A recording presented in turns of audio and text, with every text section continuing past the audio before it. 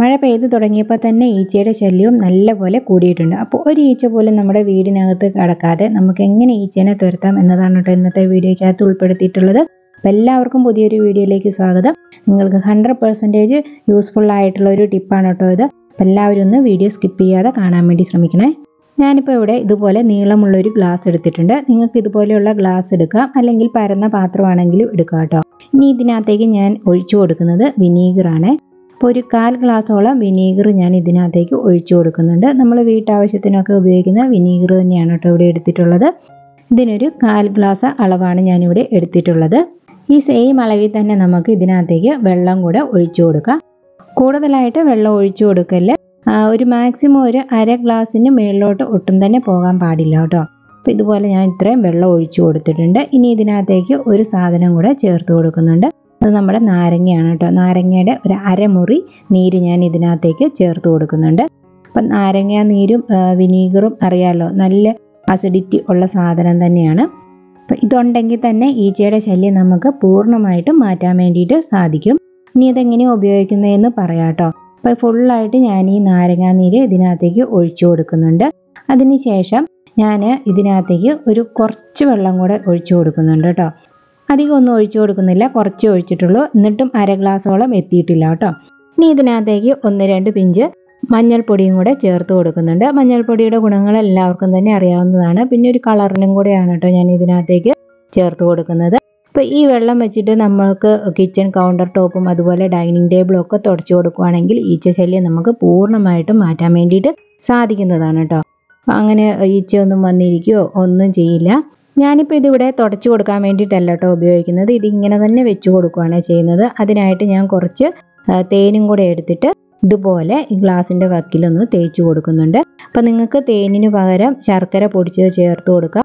അത് ഇല്ലെങ്കിൽ പഞ്ചസാര പൊടിച്ചിട്ടാണെങ്കിലും ഒന്ന് ചേർത്ത് കൊടുക്കാം കേട്ടോ. ഒന്ന് ഈച്ചേനെയൊക്കെ ഒന്ന് ആകർഷിക്കാൻ വേണ്ടിയാണ് ഇത് ചെയ്ത് കൊടുക്കുന്നത്. ഇതുപോലെ തന്നെ ഇതിന് പുറത്തേക്ക് കുറച്ച് ബേക്കിംഗ് സോഡ കൂടെ ഇതുപോലെ തേച്ച് കൊടുക്കുന്നുണ്ട്. എൻ്റെ ഈ ചാനൽ ആദ്യമായി കാണുന്ന കൂട്ടുകാർ ആരെങ്കിലും ഉണ്ടെങ്കിൽ ചാനലൊന്ന് സബ്സ്ക്രൈബ് ചെയ്ത് സപ്പോർട്ട് ചെയ്യാൻ വേണ്ടി മറക്കരുത്.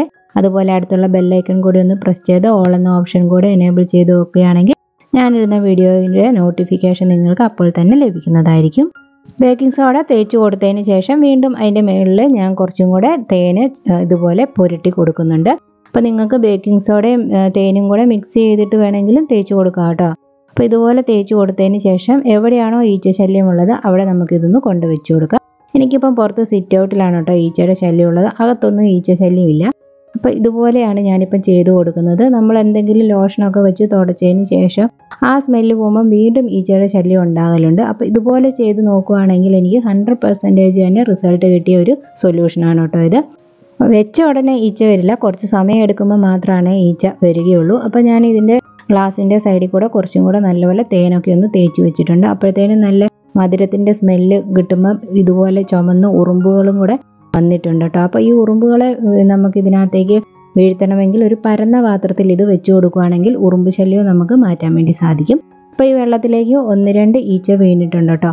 ഇത് ഞാൻ പിടിച്ചിട്ടതൊന്നുമല്ല കേട്ടോ, ജീവനോടെ തന്നെ ഈച്ചയാണ് അതിനകത്ത് കിടക്കുന്നത്.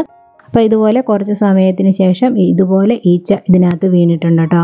അപ്പോൾ ഇനി ഈച്ചനെ പിടിക്കാൻ വേറൊരു ഐഡിയയും കൂടെ പറയാം. ഇതുപോലെ ഗ്ലാസിൻ്റെ വക്കിൽ ഇതുപോലെ ഈച്ച വന്നിരിക്കുന്ന സമയത്ത് നമുക്കിതുപോലെ കൈകൊണ്ടൊന്ന് അടച്ചു കൊടുക്കുകയാണെങ്കിൽ ആ ഇരിക്കുന്ന ഈച്ച മുഴുവൻ ഈ വെള്ളത്തിലേക്ക് വീഴും കേട്ടോ. അപ്പോൾ അതുപോലെ വേണമെങ്കിൽ നമുക്ക് ഈച്ചേനെ കെണിയിൽപ്പെടുത്താൻ വേണ്ടി പറ്റും. അപ്പോൾ ഇതാണ് കേട്ടോ 2-3 മണിക്കൂറിന് ശേഷമുള്ള അവസ്ഥ. അപ്പോൾ ഒട്ടുമിക്ക ഈച്ചയും ഇതിനകത്ത് തന്നെ വീണിട്ടുണ്ട്. ഈച്ച ഇപ്പം തറയിലൊന്നും ഇരിക്കുന്നത് ഇല്ല. എല്ലാവർക്കും ഇത് ട്രൈ ചെയ്ത് നോക്കാം കേട്ടോ. 100% റിസൾട്ട് നിങ്ങൾക്ക് കിട്ടുന്ന ഒരു സൊല്യൂഷനാണ് കേട്ടോ ഇത്. അപ്പോൾ ഇന്നത്തെ ടിപ്പ് നിങ്ങൾക്കെല്ലാം ഉപകാരപ്രദമായിട്ടുണ്ടെങ്കിൽ വീഡിയോയ്ക്ക് ഒരു ലൈക്ക് തരാനും അതുപോലെ ഒന്ന് ഷെയർ ചെയ്ത് സപ്പോർട്ട് ചെയ്യാനും മറക്കരുത്. അപ്പോൾ അടുത്ത നല്ലൊരു വീഡിയോയുമായി വരുന്നത് വരെ thanks for watching. Take care. By.